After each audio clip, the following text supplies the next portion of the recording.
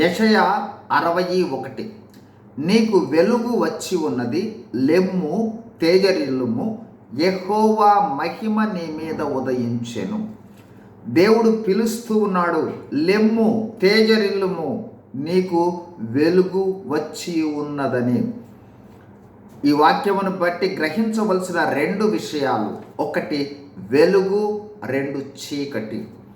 చీకటిలో ఉన్న వారికి పిలుపు ఇది. మొదట చీకటి అంటే ఏంటో తెలుసుకుందాం.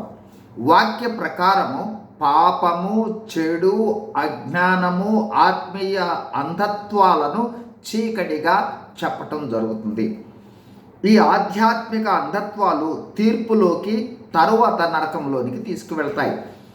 ఈ ఆధ్యాత్మిక విషయాలతో పాటు అనేక సమయాల్లో మన క్రియలు, జీవితము, వెళుతూ ఉన్న పరిస్థితులైన అనారోగ్యము, దుఃఖము, ఎదురవుతూ ఉన్న కష్టాలు, శ్రమలు, బాధలు, క్లిష్ట పరిస్థితులు, సొంత వారిని కోల్పోయి ఆదరణ లేని స్థితి మొదలైన వాటిని కూడా చీకటిగానే మనము చెప్పుకోవడం జరుగుతూ ఉంటుంది.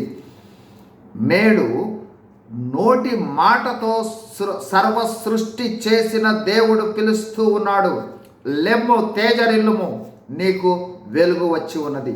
నీవు ఎలాంటి ఆత్మీయ అంధకారంలో ఉన్నను, ఎలాంటి ఘోర పాపములో ఉన్నను, అదేవిధంగా ఏ విధమైన దుస్థితిలో ఉన్నను, ఎలాంటి క్లిష్ట పరిస్థితుల్లో ఉన్నను, ఏ విధమైన ఆత్మీయ అంధకారంలో ఉన్నను, లోక సంబంధమైన దుస్థితుల్లో ఉన్న నిన్ను పిలుస్తూ ఉన్నాడు దేవుడు, లెమ్ము తేజరిల్లుము, నీకు వెలుగు వచ్చి ఉన్నది.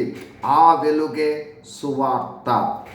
యేసు ప్రభువు కేక వేసి పిలుస్తూ ఉన్నాడు, ప్రయాసపడి భారము మోసుకొనుచున్న సమస్త జనులారా నా యొద్దకు రండి, నేను మీకు విశ్రాంతిని కలుగచేతును. యేసు ప్రభువు పిలుపే సువార్త, యేసు ప్రభువే సువార్త, యేసు ప్రభువు ఇచ్చు రక్షణ సువార్త. ఎవరైతే పాప పశ్చాత్తాపంతో యేసు ప్రభు మరణ, భూస్థాపన, పునరుద్ధానాలను విశ్వసిస్తే ప్రార్థిస్తారో వారు రక్షింపబడతారు. దేవుని వెలుగు వారి మీదకు వస్తుంది. సమస్త అంధకారము పటాపంచలవుతుంది. వెలుగుమయమైన జీవితం వచ్చి జీవించి పరలోకం చేరుకుంటారు.